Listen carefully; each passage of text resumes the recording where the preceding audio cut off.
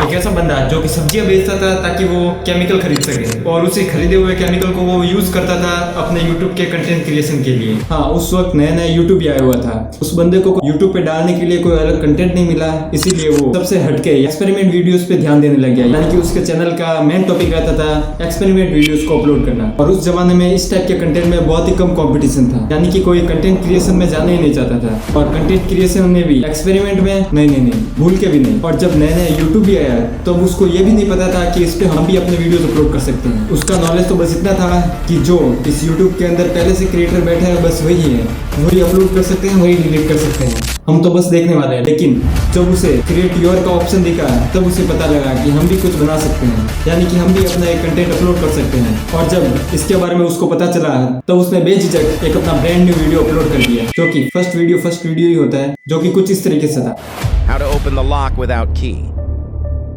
तो आप समझ ही गए होंगे आज हम किसके बारे में बात करने वाले हैं। तो चलिए शुरू करते हैं। नमस्कार दोस्तों, मेरा नाम ओम और आज हम एक और नए टॉपिक के साथ। और आज का हमारा टॉपिक है मिस्टर इंडियन हैकर उर्फ दिलराज सिंह।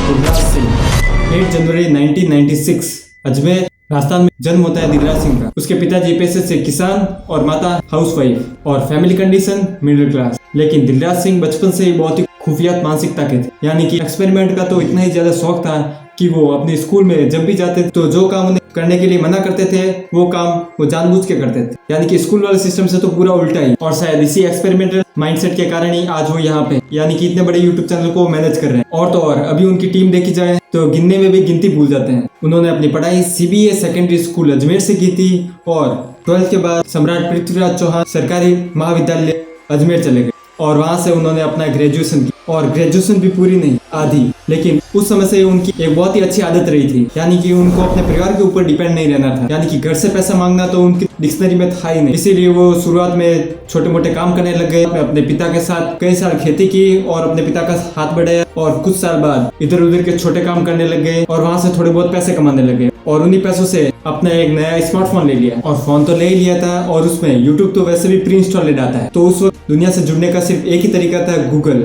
और गूगल के अलावा था यूट्यूब। तो वो यूट्यूब पे वीडियोस देखने लग गए और कुछ ही महीनों में यूट्यूब को इतना एक्सप्लोर कर दिया कि अब यूट्यूब देखना उनका रूटीन बन गया था। लेकिन इतने महीने यूट्यूब एक्सप्लोर करने के बाद भी उनको ये पता नहीं था कि यूट्यूब पे हम भी अपने वीडियोस अपलोड कर सकते हैं, यानी कि उसे सिर्फ ये लगता था कि यूट्यूब पे जो लोग वीडियो अपलोड करते हैं वो बस इसी YouTube कंपनी के हैं, यानी कि आम आदमी या फिर आम जनता इस पे कुछ अपलोड नहीं कर सकती। लेकिन जब उसकी नजर सेंटर वाले बटन, क्रिएट नाउ वाले बटन पे गई तब उसे पता चला कि हाँ, हम भी अपना कुछ यहाँ पे अपलोड कर सकते हैं। और उसी वक्त उन्होंने अपना एक पहला वीडियो अपलोड किया जो कि चला नहीं, और चलेगा भी कैसे क्योंकि फर्स्ट वीडियो था। और वैसे भी उसके पास इतने ज्यादा इक्विपमेंट थे नहीं कि वो स्टैंड लगा के एकदम ऐसे प्रोफेशनल वीडियो शूट कर सके, और ना ही इतने पैसे। और वैसे भी वो तो सिर्फ ट्राई कर रहे थे, यानी कि उनका प्लान तो बस ये था कि वो ग्रेजुएशन कर लेंगे और उसके बाद थोड़ी बहुत पढ़ाई करके अच्छे नंबर लाके कोई सरकारी नौकरी लग जाएंगे। लेकिन YouTube ज्वाइन करने के बाद उनका प्लान पूरा चेंज हो गया। और जब YouTube पे उसने पहला वीडियो अपलोड किया, लेकिन उस पे कुछ ज्यादा व्यूज नहीं थे। उसी वक्त फॉरेन कंट्री के यूट्यूबर यानी कि मिस्टर बीस्ट के साथ भी कुछ ऐसा ही हो रहा था। उनके भी बहुत ही ज्यादा वीडियोस अपलोड हुए थे, लेकिन वो वायरल नहीं जा रहे थे।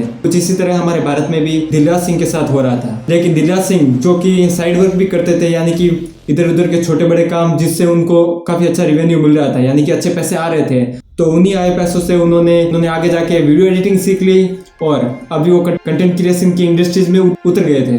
और तो और अब वो धीरे धीरे यूट्यूब को सीरियस लेना शुरू कर दिए थे। लेकिन दिलराज सिंह का बचपन से ही शौक एक्सपेरिमेंट वीडियोस के अंदर ही था, और इसी से उनको आइडिया आया कि यूट्यूब कंटेंट क्रिएशन के लिए एक्सपेरिमेंट वीडियोस को अपलोड करे तो शायद उसके वीडियोस वायरल जा सकते हैं। और वो अभी कुछ ऐसा ही उसने 2017 से YouTube पे वीडियोस अपलोड करने शुरू कर दिया। लेकिन एक्सपेरिमेंटल वीडियोस पे YouTube की गाइडलाइन कुछ अलग है, यानी कि उस पे हार्म चीज तो नहीं दिखा जाती, ऐसा करके वो वीडियो कभी भी हट भी सकता है। इसलिए इन सबको ध्यान में रख के दिलराज सिंह ने जो कदम उठाया वो काफी लकी रहा।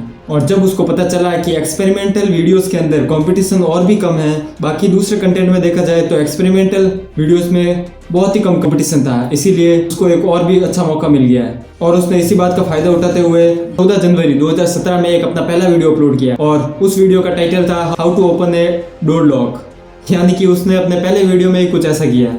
और इस वीडियो के बाद उन्होंने एक अपनी सीरीज लॉन्च की जिसके अंदर वो मैजिक ट्रिक्स बताते थे और उस पर काफ़ी अच्छे व्यूज़ आ जाते थे, जिसके अंदर वो ताश के पत्तों से जुड़ी हुई मैजिक ट्रिक्स या फिर कुछ ऐसी अलग अलग तरह के छोटे बड़े कंटेंट लाते रहते थे।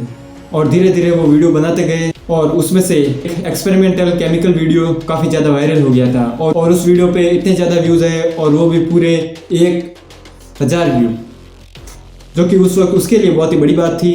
तो वो उसे एक बड़ी सक्सेस के बाद रुका नहीं, वीडियो अपलोड करता गया और उसके बाद उसका जो साइड बिजनेस था, इसके साथ जो उसका साइड बिजनेस था जो पार्ट टाइम करता था, वो भी उसका काफ़ी अच्छे से चल रहा था और उस बिजनेस से भी वो अच्छा पैसा निकाल रहा था। और YouTube पे इतने ज़्यादा वीडियोस अपलोड करने के बाद YouTube से भी उसकी पहले इनकम आ गई थी, जो कि पूरे 10,000। और इसके बाद उसको एक सबसे बड़ा प्लस पॉइंट तो ये मिल गया कि जब वो 10,000 उसने अपने फैमिली को दिए तो फिर एक बैकग्राउंड सपोर्ट अच्छा बन गया, यानी कि अब उसका परिवार भी उसे सपोर्ट करता था कि दिलराज जो कर रहा है वो अच्छा कर रहा है और इसमें हमारा भी फायदा है। और इस छोटी सी इनकम के बाद उसे अभी पता चल गया था कि यूट्यूब कंटेंट क्रिएशन जो उसने चूज़ किया है वो कोई गलत रास्ता नहीं है। और अब वो कंटेंट क्रिएशन को इतना ज़्यादा सीरियस लेना शुरू कर दिए थे और उसने अपनी पढ़ाई को तो मानो छोड़ ही दिया था, यानी कि ग्रेजुएशन भी पूरी नहीं की। और अब दिलराज ने रेगुलर वीडियोस अपलोड करना शुरू कर दिया था और धीरे धीरे उस एक्सपेरिमेंटल वीडियोस पे काफ़ी अच्छे व्यूज़ आने लगे और दिलराज ने अपने दोस्तों को भी अपने चैनल पे इन्वाइट कर दिया, यानी कि अब धीरे धीरे इंडियन हैकर की टीम बन गई थी। और इतनी बड़ी टीम के कारण अब उनके कंटेंट में वो पहले से कई गुना ज़्यादा पावर आने लग गई थी। और अब जो वो कंटेंट क्रिएट करते थे उसमें better story time, intro, thumbnail सब कुछ वो एकदम प्रोफेशनल लेवल पर ले जाने लगे, जिसके कारण उसके वीडियोस नए यूथ यानी कि यंग लोगों में काफ़ी ज़्यादा फेमस होने लगे। और उस वक्त दिलराज के वीडियो ज़्यादा पॉपुलर जाने लगे, यानी कि उसके कंटेंट का एक सबसे बड़ा रीज़न तो ये था कि उसके वीडियोस कोई भी देख सकता है, बच्चे से लेके बड़े तक। और बहुत ही ज़्यादा तेज़ वायरल जाने के कारण अब वो भारत के सबसे बड़े एक्सपेरिमेंटल क्रिएटर में वो नंबर 1 पे थे। और अब उसके चैनल पे वो अकेला काम नहीं कर रहा था, उसकी एक बड़ी टीम बन चुकी थी। और इसी के कारण अब उसके यूट्यूब वीडियोस के टॉपिक पे काफ़ी ज़्यादा विचार विमर्श होने लगे, यानी कि कैसा कंटेंट लाना चाहिए, कैसा नहीं, किस टाइप के एक्सपेरिमेंट नेक्स्ट वीडियो में होने चाहिए। इसके कारण उसके वीडियोज़ की क्वालिटी कहीं लेवल ऊँची चली गई, यानी कि जो वीडियोस जब वो बनाते थे उसके बारे में थिंकिंग बहुत ही बड़ी रहती थी। और ऐसे ही करके वो वीडियोस जब रिलीज होते थे तो काफ़ी ज़्यादा ट्रेंड पे जाते थे और इसी के कारण बहुत ही ज़्यादा मेहनत करने के बाद उसका चैनल काफ़ी ज़्यादा पॉपुलर हो चुका था। यूट्यूब पे एक्सपेरिमेंटल फील्ड के अंदर उसका चैनल नंबर 1 पे था, यानी कि टॉप पे। और तो और मिस्टर इंडियन हैकर अपने वीडियो के कंटेंट के लिए इतने ज़्यादा पैसे लगाते हैं, यानी कि जितना वो अपने पिछले वीडियो से रेवेन्यू जनरेट करते हैं उससे 70% तो वो अपने नेक्स्ट वीडियो में लगा देते हैं। इस तरीके का क्वालिटी कंटेंट वो लाते हैं जिसके अंदर वो इतने बड़े बड़े एक्सपेरिमेंट करते हैं जिसके अंदर उनको बहुत ही ज़्यादा नुकसान भी झेलना पड़ता है, यानी कि कभी उनके कैमरे टूट जाते हैं या फिर कभी कुछ कंटेंट क्रिएशन इक्विपमेंट, इसके कारण उसको काफ़ी ज़्यादा नुकसान होने के बावजूद भी वो अपने कंटेंट क्रिएशन के लिए कितनी ज़्यादा लॉयल है वो हमें पता चल जाता है। और तो और आज उनके इतने ज़्यादा सब्सक्राइबर हैं लेकिन उसने अभी तक अपने डायमंड बटन के लिए अप्लाई भी नहीं किया है, क्योंकि उसे एक रूबी बटन चाहिए जो कि यूट्यूब का सिर्फ और सिर्फ टॉप लेवल चैनल को ही मिलता है। और तो और उनके फैंस के बीच में रिलेशन के बारे में बात आए तो उन्होंने अभी फिलहाल में ही यामा की R15 जो कि एक सुपर बाइक है वो गिव के रूप में अपने एक फैन को दी थी। और तो और बहुत सालों पहले इंडियाज़ गोट टैलेंट में भी गए थे जहाँ पे उन्होंने कुछ इस तरीके की हरकतें की जो कि ये साफ दर्शाता है कि ये सच में राजस्थानी ही है, यानी कि इतने बड़े स्टेज पे जाकर भी जो उसने एक्सपेरिमेंट किए वो नेक्स्ट लेवल थे। और तो और जो आज वो जिस लेवल पे है उस लेवल पे जाना कईयों का सपना है। अपने जीवन के 13 साल सरकारी नौकरी के लिए लगाए, सरकारी नौकरी के लिए मेहनत की और सिर्फ 3 साल की मेहनत के बाद उसने अपने YouTube से काफी अच्छा रेवेन्यू जनरेट करना शुरू कर दिया और अपने कंटेंट क्रिएशन में कभी हार नहीं मानी। इसी के कारण आज वो इस लेवल पे हैं, जो कि वो अपने काम के प्रति हार्डवर्किंग मैन है, वो हमें पता चल जाता है। और वो कई बार बताते भी है कि वो अपने कंटेंट क्रिएशन यानी कि जब वो YouTube पे वीडियो अपलोड करते हैं तब वो उसके पीछे उनकी कितनी मेहनत रहती है, बारे में भी उनके कई सारे पॉडकास्ट अपलोड किए हुए हैं जो कि आपको भी एक बार देखना चाहिए। और तो और वो YouTube और कंटेंट क्रिएशन के लिए कितना ज़्यादा लॉयल है वो आप इसी बात से अंदाज़ा लगा लें कि जब वो नए YouTube पे वीडियो अपलोड करते थे तब उनके पास इतने ज़्यादा पैसे नहीं थे, इसीलिए वो सब्जी बेचते थे ताकि सब्जी बेच के जो रेवेन्यू जनरेट हुआ है उससे वो अपने नए वीडियो बनाने के लिए वो केमिकल खरीद सकें। हाँ, तो कुछ इस तरीके से थी दिलराज सिंह की लाइफ स्टोरी, जो कि पैसे से अभी मिस्टर इंडियन हैकर यानी कि इतने बड़े चैनल के मालिक हैं। और इसमें सिर्फ और सिर्फ उनकी मेहनत ही नहीं है, उसकी इतनी बड़ी टीम है उसने भी उसको काफ़ी ज़्यादा सपोर्ट किया है। तो कुछ इस तरीके से थी दिलराज सिंह की लाइफ स्टोरी। तो अगर आप भी इस टाइप के कंटेंट में दिलचस्पी रखते हैं तो अभी से कंटेंट क्रिएशन की इंडस्ट्री में उतर जाना चाहिए। दिलराज सिंह का तो ये भी मानना है अगर आप किसी कंटेंट क्रिएशन में स्पेशलिस्ट हो या फिर कोई अगर आपको कंटेंट क्रिएशन करना पसंद है तो अभी से उसमें उतर जाओ, लेकिन अपनी पढ़ाई को बीच में मत छोड़ना।